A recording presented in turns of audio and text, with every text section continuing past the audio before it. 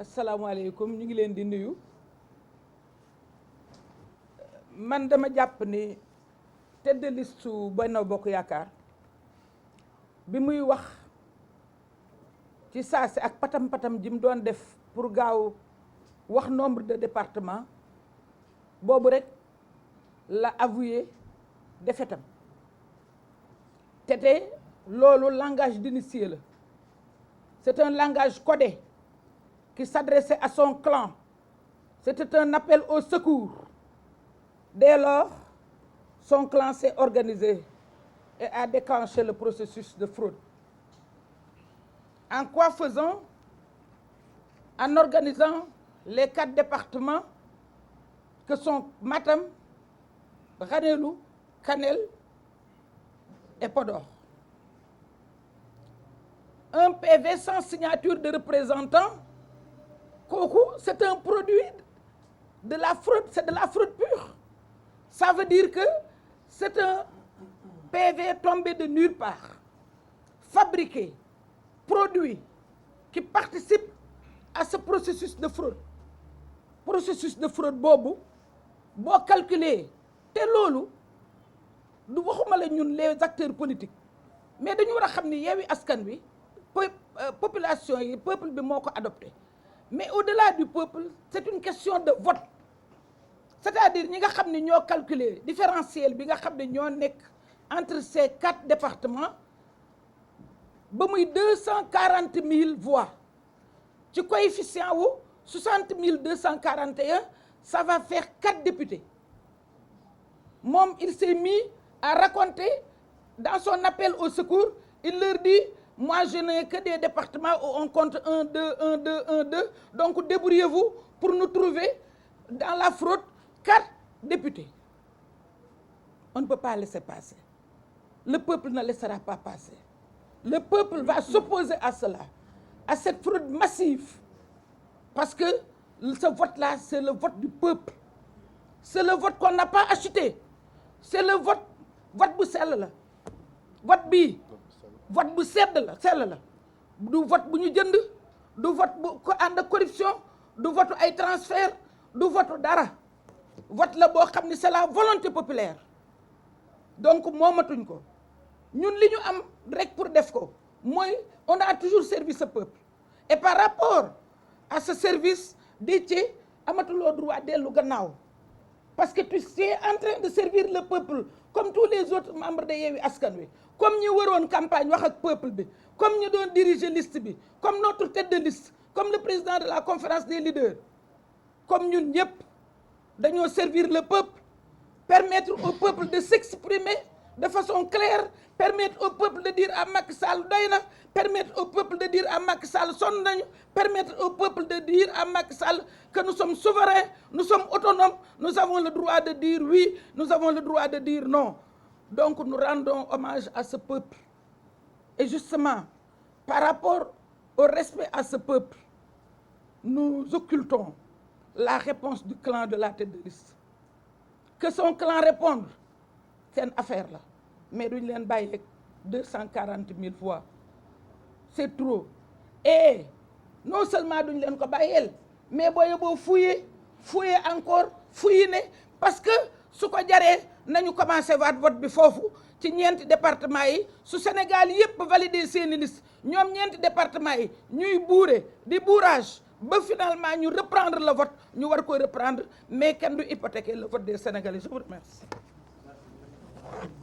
Mesdames, Messieurs les journalistes, dans le prolongement de mes prédécesseurs, vous conviendrez avec moi que le voleur a été attrapé. La main dans le sac, exactement. Le 31 juillet, je dirais même le 1er août, puisque la tragicomédie que nous avons assistée au niveau de la galaxie du cheval a été jouée le 1er août. Lors de cet épisode, l'auteur principal, en l'occurrence la tête de liste de la coalition Benno Bokk Yakaar, avec beaucoup de légèreté, nous citait des départements que la dite coalition aurait gagnés. sans aucune preuve, comme à l'accoutumée. 48 heures, c'est-à-dire lundi dernier, nous avons tenu ici un point de presse avec des chiffres et des preuves à l'appui, ce qui est le fort, reconnaissez-le, de la coalition Yewwi Askan Wi. La coalition Yewwi Askan Wi, tout ce qu'elle dit, avec l'intercoalition Wallu, tout ce qu'on nous disions, nous le basons sur des preuves. Encore une fois de plus, Déthié Fall qui a plusieurs casquettes, de chasseur, de pêcheur, d'investigateur, et encore retourné à la chasse et a eu un résultat impressionnant qu'il vous a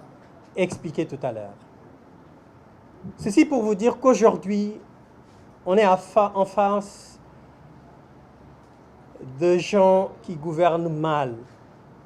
qui volent mal, qui gèrent mal et qui trichent mal. Vous savez, quand on est nul et incompétent, ce n'est pas pour un seul jour, c'est pour toujours. Macky Sall, depuis 2012, terrorise le peuple sénégalais. Depuis 2012, rend, élargit, augmente la pauvreté. À un moment donné, il appartient au peuple de lui dire stop. Et je pense qu'il est temps que ce peuple digne lui dise stop. li ñu jàng ci li nga xam ne ni moom la Déthié Fall wax andi ko ci ak ay preuves yu leer mooy li nga xam ne moom le président Ousmane Sonko di wax te ñu bëri di ko ŋàññi moo di fonctionnaires yi bëri na ci ñoo xamante ne nii seen liggéey defuñu ko bëri na ci ñoo xamante ne nii seen liggéey suba ba ngoon mooy ñu taal dëkk bi. Comment pouvez-vous imaginer un bureau de vote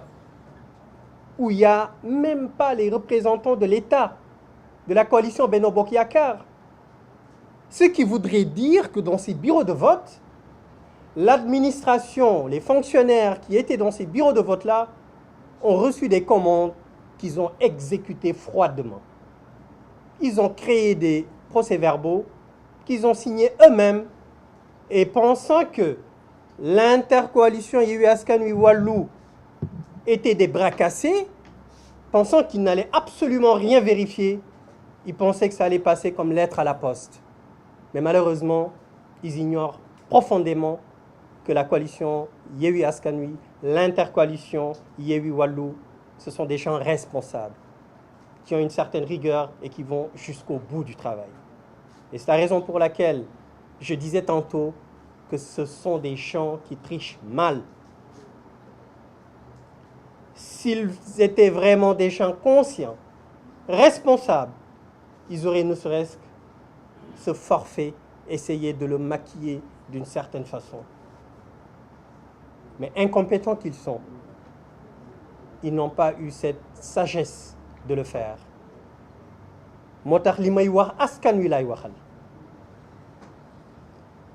ñëw nañ ci investiture yi Macky Sall ak ñi mu àndal ne seen liste suñu liste titulaire Yewwi Askan Wi du jàll ñu xeex def lu ne am ñu ñaan ñun ñu xam dans notre profonde conviction que ni même suñu ay suppléants danañ leen tëj ñu ne leen léegi danañu wàcce ci terrain bi ànd ak suñu ay suppléants ñu taxaw wan leen ne le bëggu leen ñu bokk waaye suñu ay suppléants danañ leen tëj puisque sénégalais yi bëggatuñ leen ñu ngeen gis li xew ci campagne bi moom laa doon wax barke démb fu ñu génn ñëpp ànd ak ñun ñoom fu ñu génn ñu leen di yuuxoo ñu ñëw ci élection bi sénégalais yëpp ànd ak ñun votel intercoalition Yewwi Wallu waaw sénégalais yi nga xamante ne ni constitution moo leen jox droit bi nga xamante ne ni dañu leen wax ne leen bu jamono jotee ci benn diir mën ngeen exprimer wu ngeen changer ñi leen di représenter Assemblée nationale ñu jël droit boobu exercer ko ba ñu ko exercer ci seen choix ñu jiital l'intercoalition Yewwi Wallu wan ne Macky Sall bëggatuñ la doyal nañ ci yow demal Macky Sall nag ne leen yéen askanu Sénégal bëggatu leen ma doyal ngeen ci man waaye du ma dem fi lay toog askan wi wax ko ne ko juróomi at yi passé danga ñoo indil assemblée nationale boo xamante ne nii kenn xamul li muy nirool seen spécialité moo nekkoon lan kàcc seen spécialité moo nekkoon lan tuumaal gor seen spécialité moo nekkoon lan trafic de faux billets seen spécialité moo nekkoon lan trafic de passeport rax ci dolli ñu nekk benn automate boo xam ne nii da nga koy bës rek mu def li nga bëgg ba tax na ci loolu la Macky Sall bëgg ak nguuram jàllaleel mbirum góor jigéen ñu ngi leen koy wax booba taay dooy caaxaan mbirum góor jigéen boo leen seetloo ci campagne bi kenn ci ñoom ñemewu ci addu kenn ci ñoom ñemewu ci addu mouvement bi leen seeti woon nu ñu tuddati sàmm seeni jikko seeti nañ leen ñu nanguwuñ si ñëpp charte bi ak ñeneen loolu lan lay misaal moo di moom li mu bëgg moo di fii ak i fan mu tegaat assemblée générale assemblée nationale boo xamante ne nii en plus ci li ma leen wax sànq mooy kàcc tuumal trafic de faux billets trafic de passeport jàllale mbirum góor jigéen dana nëppal ba njaay mi ñu jaay pasar bi ñu pasare suñu ay ressources naturelles ñu mën ko wéyal loolu mooy li am moo tax nag askanu Sénégal wax nañ leen lundi ne leen li ñu mën ñun coalition Yewwi Askan Wi ak l'intercoalition Yewwi Wallu bëriwuñu mëtuñu 100 donte ñun ñëpp dañu bokk ci ay parti ak ay organisation li ñu mën mooy lan sécuriser vote bi sécuriser les procès-verbaux waaye victoire bi yéen a ko moom boobu victoire ñun rek mënuñ ko défendre ñun rek mënuñ ko préserver yéen askanu Sénégal yéen a ko mën a préserver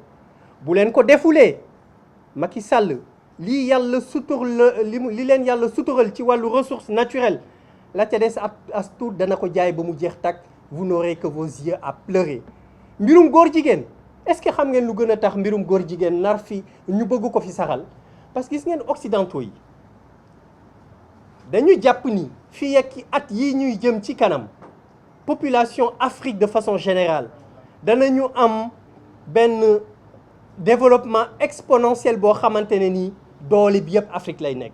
et pour ñu mën a tënk jeunesse boobu pour ñu mën a noot jeunesse boobu il faut ñu def ba jeunesse boobu majeure partie yi nekk ay góor jigéen ba ci góor jigéen yooyu ay lobby la yu nekk Occident donc Occident dana jëlaat amaat la main ci jeunesse su Afrique donc loolu moo tax ñuy wax suñu yaay yi di ko wax suñu pap yi di ko wax suñu nijaay yi di ko wax suñu mag yi ne leen jóg leen taxaw xam nga lu war a dakk ci dëkk bi injustice jaay doole bundu xatal loolu moo fi war a dakk te loolu c'est pas l'intercoalition moo ko fi war a mën a jëlee mais askan wi moo ko fi mën a jëlee d'autant plus que askan bi wane na dimanche li ñu bëgg loolu ñu bëgg nag yéen rek yéen a ko mën a préserver te ñu xam ne ki ñu ko seqal dañuy wax ne boo nguur bu naree daanu ñëpp danañu xam ne dafay daanu moom rek moo dul xam ne du daanu donc moo tax nag ñu ngi leen di ñaan askanu Sénégal jóg leen